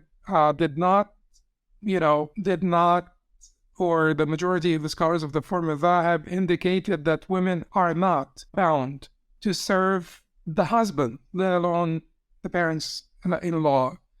But there are people like Ibn Abi Shayba and Abu Thawr and Abduzajani and Ibn Habib al-Maliki and Ibn al-Arabi and Ibn Taymiyyah who said no, that this would not be fair. Ibn Habib said in Wadiha that the Prophet ﷺ divided the work between Ali and Aisha, where Ali does the work outside, Ali and Fatima, where Ali does the work outside and Fatima does the work inside. So even if we accept the position of those scholars who are the minority, that the wife is bound, is obliged or bound to serve her husband, this would be basically to achieve equity and justice and fairness. If he will do the work outside, it does not makes sense that he would come back and do the work inside and she would not have any responsibility. But that would not mean that we basically extended this to serving his parents and his family members. If she does out of the kindness of her heart, that's charitable, that is kind, that is gracious, and he should kiss her hands every day for doing that. But she is not bound to do it by the Sharia. She's not required to do it by any statement in the Quran or the Sunnah. And like I said, it seems that the majority of the earlier scholars did not even think that the marriage contract would make it required for her to serve her husband even. But that's not what I uphold or promote, because of the word. I promote equity, and equity, we have to be working for fairness. If she's working outside, then they split the work inside, and they split the work outside, and they split the cost of the expenses, and they split. If that's their sort of style, then that is fine. Most of the time, women need to prioritize the work inside, even if they help outside. And most of the time, men need to prioritize the work outside, even if they help inside. But we have to basically find a point of equilibrium where justice is served between them, and an arrangement that is equitable, that will not overwhelm either one of them. And they have to figure this out. If he is working 80 hours a week and she's working 20 hours a week, and he's contributing, most most of the expenses, he's responsible for them, then she may need to do more of the work inside, and so on. So it's a matter of equity, justice, fairness, so that none of them gets burnt out. That is a very balanced way of portraying it. Now, one thing you had brought up earlier was a connection between the thought of the wife and the obligations of the husband, and you mentioned to some extent nafaqah. Now, if you could elaborate a little bit on what is the connection between nafaqah and obedience. If a husband is not providing 100% for his wife's basic nafaqah, for her maintenance, is she obligated to obey him? And you had specifically mentioned it within the context of responding to intimacy, but one would also question, even the other things, even under the restricted obedience that you explained. How does this connection work? So would it apply to dual income households, as we just spoke about, a woman who also works, and many families nowadays are dual income? Would a wife be able to push back and say, hey, I'm working, and not just because she's doing it for fun or whatever, but he's allowed her to, or possibly even requested it? Or what if a husband is choosing not to provide completely and telling his wife, you need to work? How does this connect with the nafaqah and ta'ah?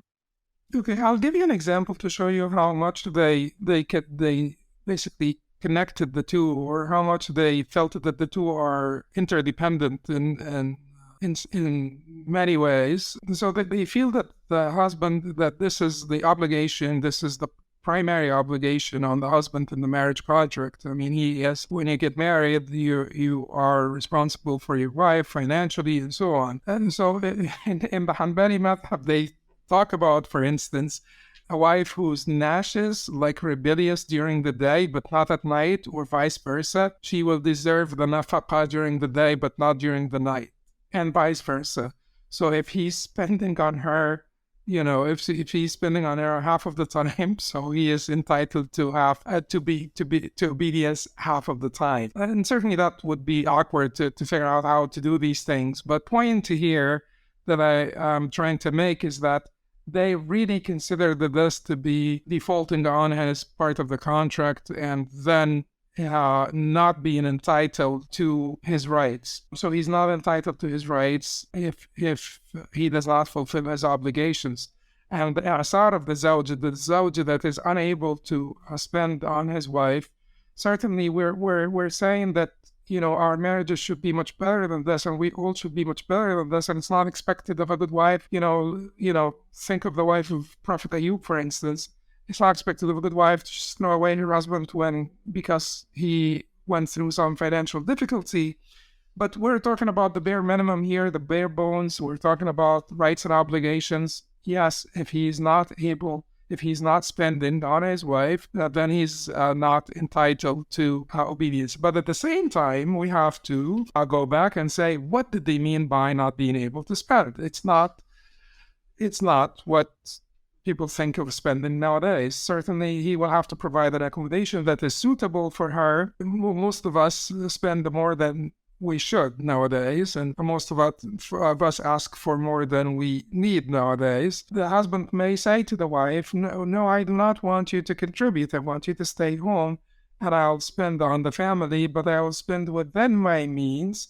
If he is still able to sustain the family within his means, sustain the family properly, because also, like a woman who comes from a well-to-do family may demand before the court that he sustains her properly, in a way that is befitting of her and befitting of her socioeconomic background. But if he says that I will do this, well, within my means, then that is enough. If they decided that she will go out and she will contribute to the expenses of the household, then some things will be renegotiated. A good wife would not make her husband feel like he lost his qawama because of this arrangement. A good husband will appreciate his wife's contribution and be flexible and not be demanding. A good husband to begin with, like I said at the beginning,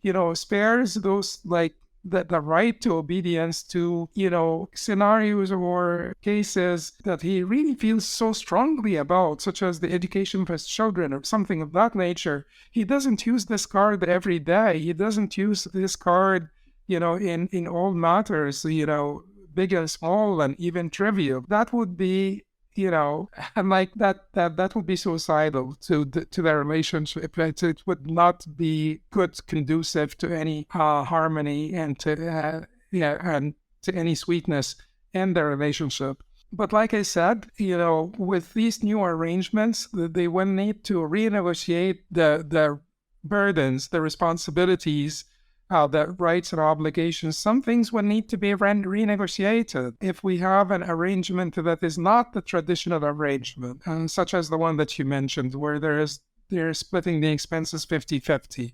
That's not a traditional arrangement, so let's go back to the sort of drawing map and renegotiate some of the rights and obligations in a way that will be conducive to harmony, and in a way also that will not basically tear apart our value system, where the husband is still the head of the household. There is no institution that can afford to not have a head. That is destructive. So how do we keep the husband as the head of the household, but renegotiate some of these arrangements and some of these responsibilities and burdens of the family, that would be warranted. And I did write about this in the past. It certainly would be warranted. Jazakallah khair for that. So there is one more question also related to the connection between nafaqa and ta'a, which is a circumstance that I've discovered over the years is actually very common, where daily nafaqa or regular nafaqa is being paid for, but a mahar has not been paid for. And this is to say that there was a mahar that was agreed upon at the beginning of the marriage, but it was either out of culture told, like the wife is told, don't ever expect it, don't expect to ever receive it. And this is very common in the South Asian subcontinent, unfortunately. Or cases where it said, oh, khalas, you don't need it anyways because you're getting nafaqa anyways. So, a good woman doesn't ask for her mahar. So it's on paper, but it's never actually paid. Or there's a promise, okay, it will be paid. But when she asks for it, it's not given. There are excuses provided, whatever it might be. And just the mahar is never provided at all. In such a case where there is, everyday nafaqa, but the initial mahar was never paid and there appears to be no intention of paying it, what do we do there? How does this connect with ta'ah at all? Well, that's a very unfortunate situation, certainly, because that's not honoring the Sharia in any way. The mahr needs to be paid, and he's not entitled to his rights without paying the mahr. If she basically offers him his rights, that's out of the kindness of her heart, but he's not entitled. So that seems very, like, regardless of the nafaqah that is being paid afterwards, rent, groceries, whatever. But the mahr is not there. He doesn't have any right to demand his rights, correct? Correct. Now, with regards to the rights, this should have probably been asked earlier, but it just kind of occurred a little bit later. There is the issue of where husbands are considered to be responsible for their wives and their households in general, but particularly their wives. And this falls under the hadith of كلكم راع وكلكم مسؤول عن رعيته. Each one of you is a shepherd and will be asked about their flock. And specifically with regards to the wife's religiosity or her religiously dictated behavior. Now that could do with her salah, if she's not praying all of her salawat in a day or on time, or hijab, or she has friends that he thinks are a bad influence. These debates and discussions come up a lot as well. To what extent does the husband's authority and his right to ta'ah reach when it comes to these religious matters? And again, it might tie in a little bit to differences of opinion, but particularly, like we said, things like friends that he might consider to be a bad influence, and she might push back and say, well, no, you just don't like it because of XYZ. Or he says, well, I believe hijab fulfills these XYZ conditions, and she says, well, no, I think this is, there's this other opinion that I follow that says, a little bit of makeup is allowed, for example. And it might get even more contentious, more detailed. Does he have, number one, that right to ta'ah in these cases? And if he doesn't, how much responsibility is placed on him for his wife's religious behavior or misbehavior, as the case may be? Well, as you kindly started the discussion by the hadith, كلكم راع وكلكم مسؤول عن رعيته, each one of you is a shepherd and each one of you is responsible for his flock. Yes, the man is the head of the household and he is responsible for the religious well-being of the household. So he does need to basically inform them. He does need to exhort them and preach to them. And certainly he's not doing this all the time. Could get overwhelming. The Prophet did not do this with the Sahaba all the time. But from time to time, he would preach to them and advise them. But the man should not stop doing this because that's his responsibility. Now, if she has a position that is different from his, she listened to him or not. I did mention that Imam Ibn Qudama did bring this up, and he talked about certain types of drinks that were forbidden to some people and permissible to others. And if two Muslims got married, then the husband believes that the drink is forbidden and the wife believes that it is permissible in small amounts. Should the husband have the right to prevent her from that or not? There is a disagreement within the Shafi'i al-Hanbali method, and there are other scholars from other madhab who had disagreed over this issue as well. So when we have a disagreement like this, and we don't have a clear statement from the Prophet ﷺ to decide the matter for us, then usually in tarjih or in basically supporting one position or favoring one position over another, you're looking for a dalil or evidence to sort of favor one over the other. And if there is no clear evidence, then you look for what is better for people, and that is when your sort of personal bias and cultural bias may come into the picture. And I can't tell you that it is not my personal cultural bias to say that the matters of pure devotion to Allah subhanahu wa ta'ala should be left to the spiritual agency of the wife to determine for herself what she will follow. And the husband needs to remind her, advise her, like any good Muslim would advise another Muslim. The same applies also, the other way around.